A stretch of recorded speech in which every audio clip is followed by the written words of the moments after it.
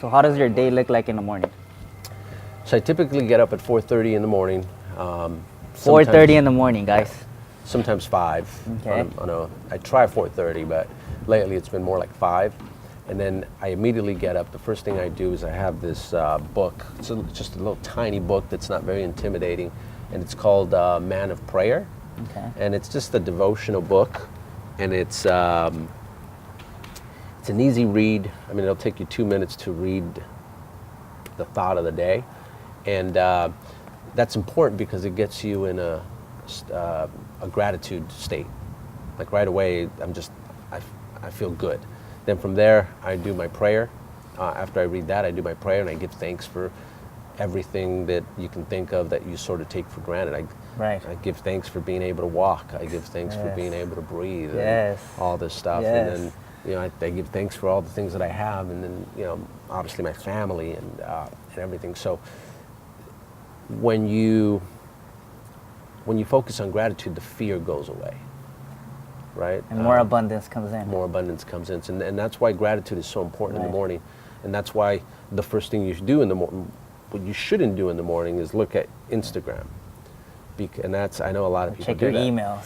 Yeah. And the worst one is Instagram, because what happens with Instagram is you look at it and everybody's just showing you that their life is better than yours. Because no one posts anything bad. They just post all the great stuff, right? So the first thing you do is you look at it and you're like, oh man, that person, I wish I was that person, and you don't have any gratitude because you're just focusing on how great everybody else is. You're focusing on your lack.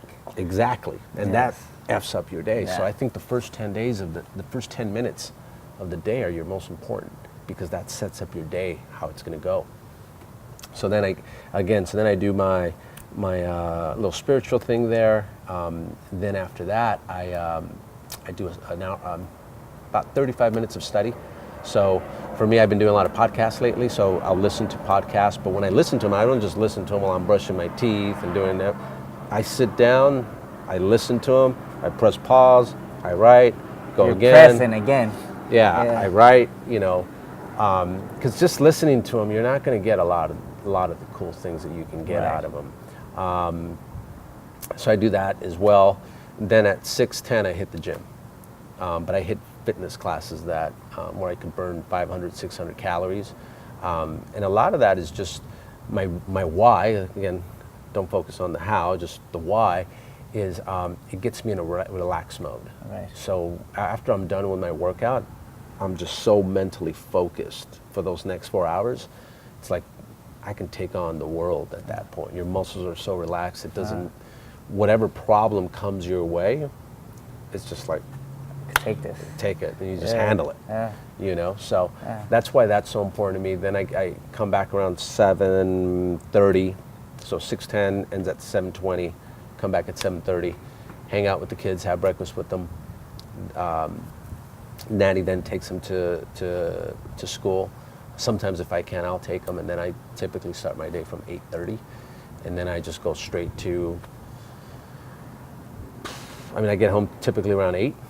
So hard. And then even when I'm home, I'm still, doing some work. But I just love the opportunity that we have, So how involved are you right now with your business? Very, very involved. And, in fact, one of the things I haven't been able to do that I want to do one day is I want to do a lot of more giving back. I do, like, obviously tithe, and I do it that way. And right now, because I don't have my time to give, I figure at least my 10% of tithing will help people come to God, and I think that's probably the most important thing for me. And but I need to get better at that, and I need to. That's my goal: is get the business to where I don't have to be there as much, so I could work more on giving back to people. So Edwin, I want to talk about right now about a topic that a lot of people don't like to talk about, which is money. Okay. So I know that you talk about 3 ways of spending money, and I want you to share with us today. Yeah, so one of the things that especially at first, because people say, well, like I think, at first for me, it was about material stuff, right? I wanted to buy my mom her house. I wanted to buy my dream house. I wanted to buy my mom her dream cars, my dream cars, and all that stuff. But eventually, you know, that sort of gets old after a while, right? And then a new purpose has to come into the game, right? So, as you grow, your purposes become different, right? For me, I think in 2009, my purpose changed. My purpose now was I wanted to make sure I was able to take care of the people that were able to take care of me those first 10 years that I was in business. So like all the office people that worked for me, I wanted to make sure I created a company that one day could retire them. Well, in order to do that, I had to focus on growing the company, and it wasn't just about me, right? The first 10 years, it was more about, let's take care of the sales guys, and let me see how much profit I can make. The problem with that is then what was I going to do with the office people? I didn't want to just leave them hanging one day, and I wanted, and that, you know, that's what sort of changed my purpose at that time, and then that became the new game. But one of the things that I talk about as you're, again, at the beginning, it's the way most people think, is they're chasing the material stuff, which is fine. But if you're going to do it, I would cut your check 3 ways. So what I would do is if I would make 15 grand, I would cut that check I would cut the check 3 ways, so 5 grand each check.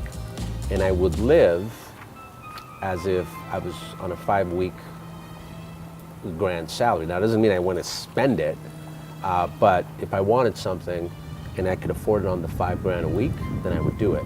But again, in order to live on that lifestyle, I had to be making 15 grand a week. So it sort of pushed me. And I remember, I think I used Banco Popular at the time because there wasn't that many of them. And I specifically put 5 grand there. I mean, one of my checking accounts there, the other one was the Downey Credit Union, and then it was like Bank of America. And I specifically did those 2 banks so I wouldn't take money out. But in my head, again, when I made 15 grand, in my head I only made 5 grand, and it kept me pushing. Even when it came to buying my mom's house or my dream house, I bought it based on that income, not what I was really making, and it kept me hungry. Wow. And that was a big thing for me, because it's funny. People thought I would, because I'd always like nice things and I'd buy nice things, but I never put myself in a bad situation because I was only living on 1/3 of what I was making. You're playing a game on money. Yeah. So, and again, money is great in that it just gives you the ability to have a lot of options, and that's why I love what Grant Cardone says: success is your duty. I think God gives us a talent for a reason, and I firmly believe that, I knew from a young age what my talent was, and my talent was people would listen to me and they would follow me. I don't know what that was, but I just knew that I would influence people. And then as I started selling long distance, I was like, man, I'm pretty good at sales. And then I realized that I was a pretty good trainer. Like I could simplify things and teach them to people. As far as the sales game, I could break it down to people. So then I knew those were my gifts, and I knew that was worth a lot of money. I knew I had people skill.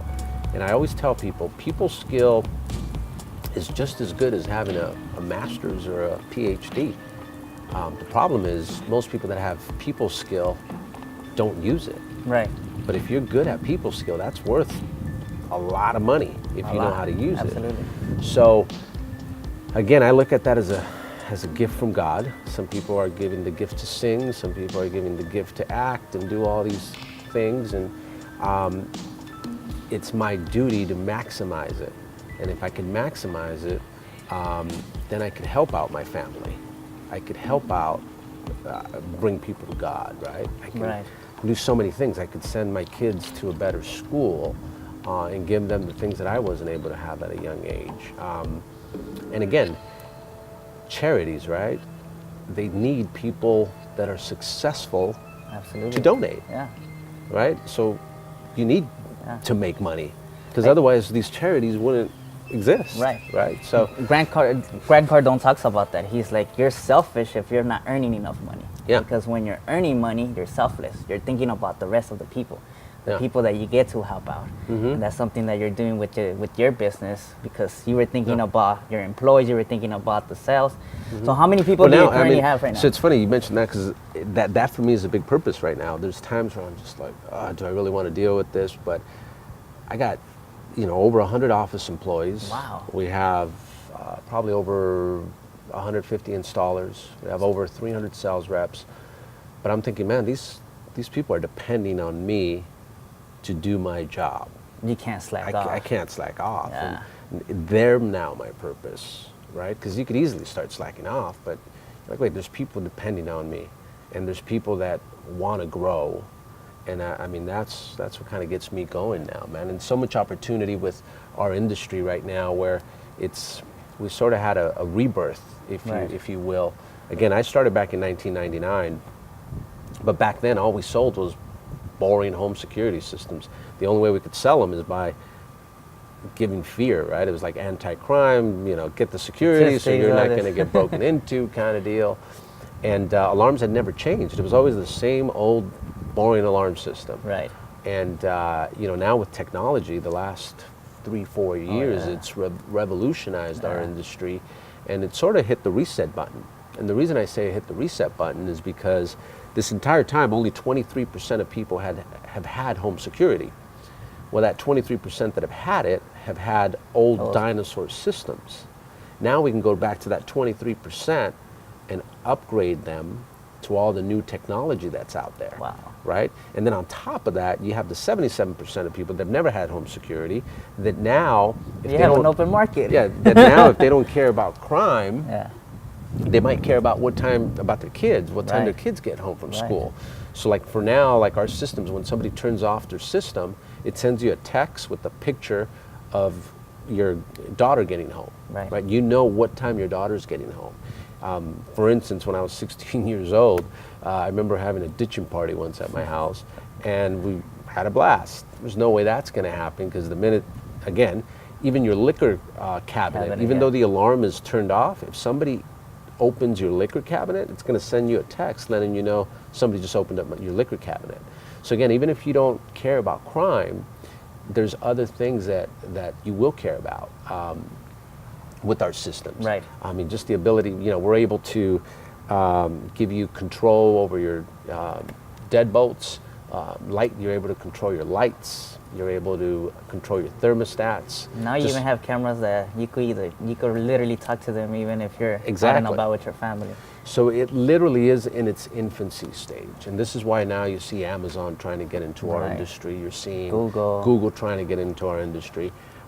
They wouldn't be trying to get into our industry if it wasn't in its infancy stage, and that's why it's such a great opportunity. The other good thing about our industry is I've never seen an industry that gives you the ability, well, there's very few, and this is one of them, that gives you the ability to scale and also pays you big commission. Usually companies that pay you big commission, they're not scalable. You can't scale, right? And companies that give you low commission allow you to scale. So like, for instance, people that sell satellite or those are low commission, but you're able to scale. People that sell solar, that's big commission, but it's hard to scale. Right. Rarely do you have a vehicle that gives you scalability and then gives you a lot of commission.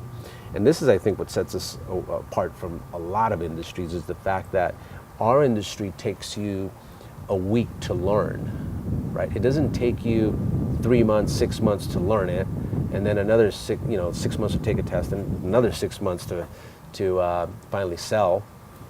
This literally in 1 week, you know what you need to do, and then it's just about practice, right? Even if you don't know anything about the industry? Even if you don't know anything. Wow. A week, you pretty much have it all. Then it's just a matter of repetition, right? Right. And the other thing I love about it is it pays you every week, right? So you don't have to wait 3 months to get your first check. You don't have to wait a month to get your first check. It literally happens in a week.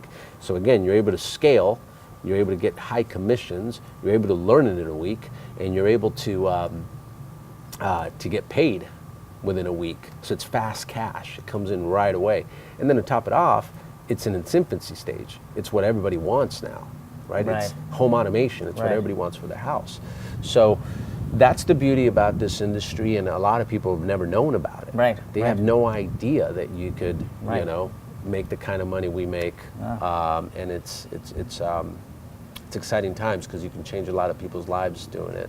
Absolutely. And, again, so I always loved it because not only do you make a bunch of money, but you're also protecting people, saving people's lives, and It's So how did you grow your company to now being the #1 distributor for Brinks Home Security? How did you get to that level? Like, what are you doing differently that the competitors are not implementing in their business? What sets you apart from them? Yeah, I think so. I treat our sales guys and installers and employees as if they're our #1 client. In fact, especially our sales guys. I mean, everybody at the office knows they're our clients, and that I think is key. And service is senior to selling, and I feel if our job at Skyline is to provide the best service for all of our sales guys and installers, right? And if we can do that, they're always gonna want to work for us. Right. And ever since we started implementing that, it's been a huge game changer. The other thing is culture. You know, one of the things that we do here is we give you culture and we pay you very well. Most companies that give you culture can't pay you very well. And then companies that pay you very well don't give you culture. Well, you need culture.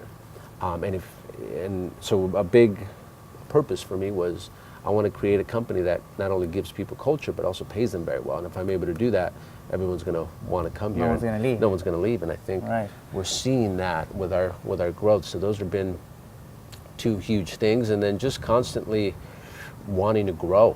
The first 10 years that I was in business, it was sort of stagnant. We did very well. We did about 300 accounts every month, but we weren't growing. And because we weren't growing, I felt like I wanted to quit. In fact, I almost quit, even though I was making a ton of money. I think. What do you think it was? Do you think it was because you weren't exposed to that? Yeah, that was totally it. I wasn't exposed to it. For the first 10 years, I never saw anybody doing bigger numbers than I did. I sort of had my niche, and I worked for a small dealer program, so I was their #1 dealer, so I thought it was just as good as it got. You're like, that's it, this is where I'm getting. This is as good as it gets, and I didn't really believe that you could make a career doing this. So again, that's where the mindset of, oh, let me just make as much profit as I could, and one day do what I really want to do. And it wasn't until 2009 that I decided I wanted to make this my career. And when I did that, I went all in. What made you decide to go all in? Well, my girlfriend, who's now my wife, basically says, hey, why do you keep investing in things that you don't know about? I've never actually seen you invest in the one thing that you're good at. And I always invested in the sales guys. That's powerful. Yeah, I always invested in the sales guys, but I never invested back into the operations to make it bigger. Right. So it could sustain growth. Right. And it wasn't until then that I decided I'm going to go all in. And because the beauty about going all in, you don't have a second plan anymore. It's like, this is it. Burn the boats. I burned the boats. Yeah. That's exactly what I did. And then I invested 150 grand in a CFO. Wow. And then I went from 6 office employees to 50. It took me about a year. And then once I did that, I was like, the power of deciding. yeah. Then I was like, man, we got to grow this. And then deciding, to your point, I declared, I'm going to grow a company that's going to be doing, that I'm going to do 2,000 a month. We're going to be nationwide, and I said I want to build a company that people that felt the same way that I did, which was I want to make this my career, would want to be a part of. And it was when I made that decision that everything started changing. But it took some, again, risk in that I said I had to bring a CFO, 6 employees to 50 employees, and the necessity level went up. My urgency went up. I started playing a different game at that point. So that was the game-changing moment for me. And again, you go through stages in life, and that was for me, as I look back, that was my big aha moment. And it's worked out. But going back to what I said earlier, when I declared that into existence, if you will, I did not know the how. The how does not matter. I had no clue how I was going to go from 1 state to 35 states. I had no clue how I was going to go from 6 employees to 50. I'd lie to you if I said that. All I knew was the why. And the why for me was I need to take care of all my office people. I need to give them an opportunity where I could retire them someday.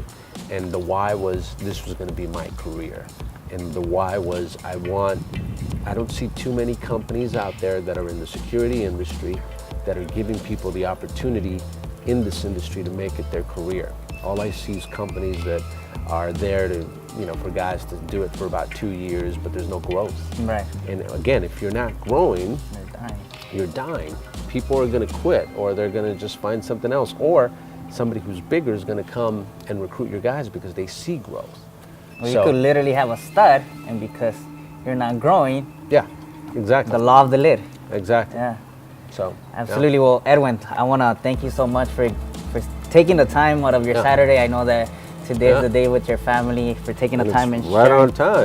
Yeah. That's awesome. So he's a true example that if you stick and stay, you will get your pay. If you believe in yourself, if you have that ultimate faith that it's possible for you, it will manifest. And you're a true example of that. And I'm inspired to have you in my life. And thank you so much for this great opportunity. Awesome. Thank you, guys. Thank you, brother. All right. Thanks for coming down. Appreciate it. All right.